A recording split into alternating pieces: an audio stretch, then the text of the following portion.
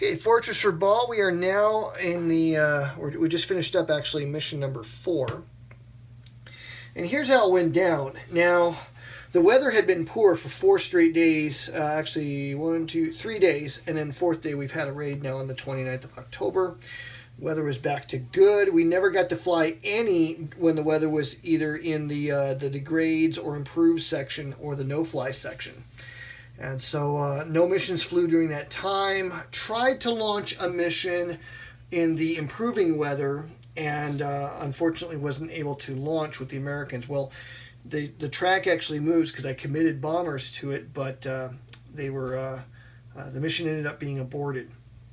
Japanese haven't contested anything, and I chose not to contest this mission in an effort to improve the status of the readiness of fighters, and so as to put myself in a place where they could maybe overwhelm a bombing raid. So I took a risk in mission number 4 of allowing a whole lot of B-25 bomber squadrons escorted by 6 P-38s to go after the airfields on Rabaul who had recovered from all damage during those no-fly days. The result of the bombing raid is a complete and total disaster for the Japanese. So a total of, I think, 35 hits. Yeah, 35 hits scored on the airfield, which will put it into fatal damage for at least 2 days.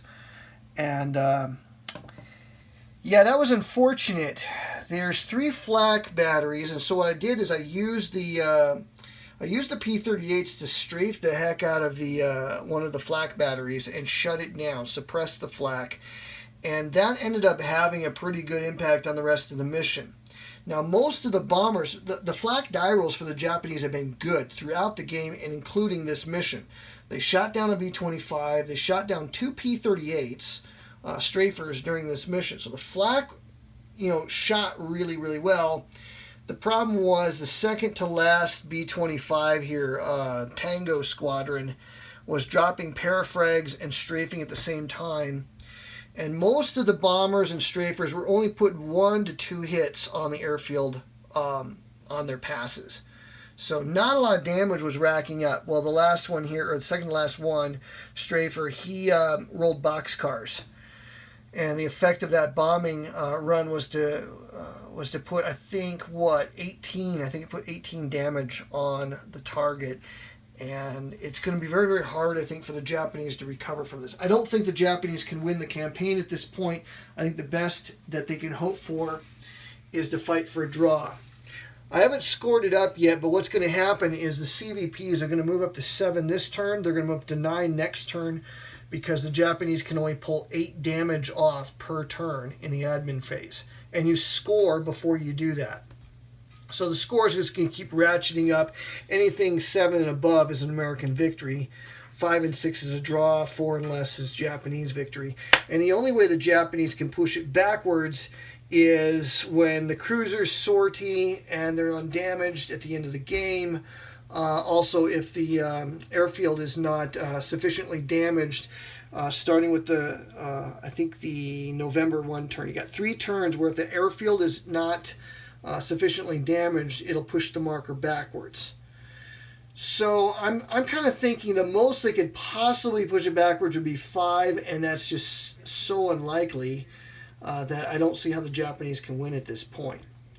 So my guess is with that raid there, the writing is on the wall for the Japanese. So they might be able to cause some damage to the American bombers. We're going to have to wait and see how things pan out.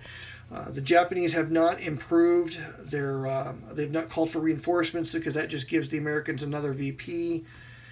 But it might be worthwhile to attempt that at this point and see if we can't overwhelm some raids and cause some raids to utterly fail. If that were possible, it might be possible to damage the bomber force to a degree where that airfield could reopen and the cruisers sortie. That could still happen, but I'm thinking it's a small percentage chance at this stage. So that's the outcome so far here now. After raid number 4, October 29th, 1943, Fortress Rabaul, Wing Leader Campaign. Okay, having gone through the administrative phase of the October 30th turns. Actually, the 29th and the 30th turns start up to the 31st turn. I started to do the math, and there's still a considerable amount of damage on that airfield. They can only take 8 off a turn. And after I started working through the math, I realized that even getting anything down to a draw is extremely unlikely. So I think we can go ahead and call this one at this point. It's a pretty cool campaign. I'm trying to decide if I like this one better than the Kiev campaign. I felt like the Kiev campaign, everything was on the edge of a knife. This one here, it felt like the Japanese were behind the curve from the get-go. So it leaves me feeling like maybe it's not quite as well balanced. But let me also say this. The Japanese had terrible luck in aerial combat.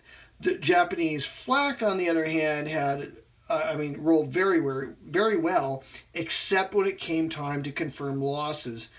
And again, that was kind of the problem in aerial combat. The other issue I think I had with the Japanese in aerial combat is whenever I was facing the American squadrons, I don't feel like I used the best tactics.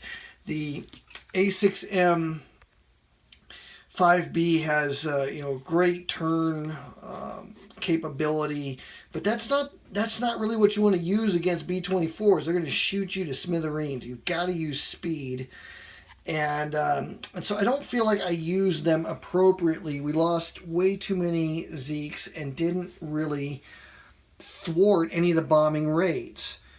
So by the time the third mission comes around and I start using, I think the Japanese, I start using them effectively when I started just going after the P-38s, ignoring the bombers, and just trying to grind down the fighters, making a deliberate effort to shoot them up, get them out of the game, and force the Americans either to send a raid that's not defended or have an advantage in a raid, a numeric advantage.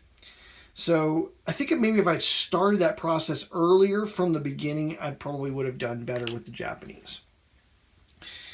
The B-25s in this game scored exceptionally well. The B-24s were not terribly effective, but the B-25s, oh my goodness, we had some moments with them where where one squadron rolls boxcars or rolls high and just puts a tremendous amount of damage on the airfield, and that can turn the fate of the entire campaign. So, yeah, the B-25s are vulnerable to the Zeeks, but I feel like I defended them with the P-38s very well on the missions in which they're in play. So I think the Japanese just have to be a little bit more strategic in how they handle their interceptors. The B-25s, if you can get at them, you can shoot them down. B-24, the Zeeks against B-24s, they're almost useless. So I think if the Americans are sending B-24s, you go after the Lightnings and you shoot up their interceptors or their escorts as much as possible with your interceptors. If there's B-25s, try to detail some of those guys and see if you can't get some strikes on those bombers and shoot them up. I don't think I've handled the Japanese defense well early on. That puts the Japanese behind the curve, allows the Americans to get creative, and there was at least 2 instances where a very lucky die roll had disproportionately high impact on the overall course of the campaign. So there is the final result of the Fortress Rabaul campaign. We're going to go ahead and call this one a little bit early, but there's some other games I've been wanting to get on the table, and this will give me a chance to go ahead and do that. Had a lot of fun with this one, and next time I get Wing Leader out, I think I want to look at the Malta Spitfires. I've been looking at that campaign. I haven't played that one yet, so that'll be up next sometime in the future. As I said, I've been playing Wing Leader for a couple months. Time to get some other games on the table.